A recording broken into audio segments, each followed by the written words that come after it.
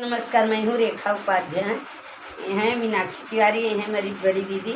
आज हम तीनों जन मिलके एक बहुत प्यारा मज़ेदार गीत सुनाने जा रहे हैं। आप सबको अच्छा लगेगा तो कमेंट में जरूर बताना। जब से भैया घरे राजा जनक घरे राजा जनक घरे ओ सखिया सूपे लिया लोरे मोहैया छोरे मोतिया छोरे सखिया सोने का सूपे लिया लोरे मोतिया छोरे मोतिया छोरे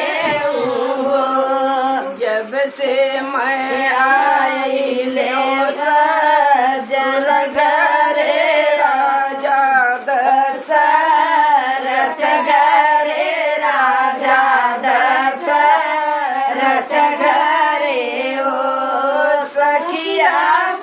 जरी जरी भइले कोइलिया बसम होई गइले बसम होई गइले ओ सखिया जरी जरी भइले कोइलिया बसम होई गइले बसम होई गइले इतनी बचन ससुर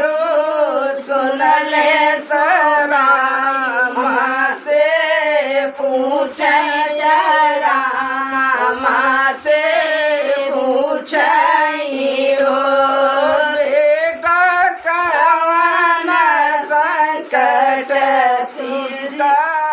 लाया सखी नया ये रोई सखी नया गे रोई हो बेटा कवन संकट सीता लायक सखी नया गे रोई सखी नया गे रोई हो आंगन कुइया खोदाए सीता के नहवाए सीता के नहवाए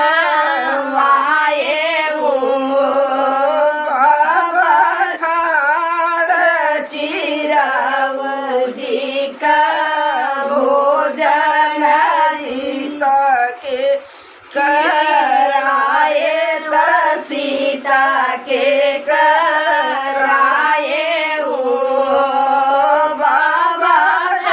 कहू संकट नाही दिए कई के सीता रोई कई से सीता रोई ओ बाबा कहू संकट नाही दिए कई से सीता रोई कई से सीता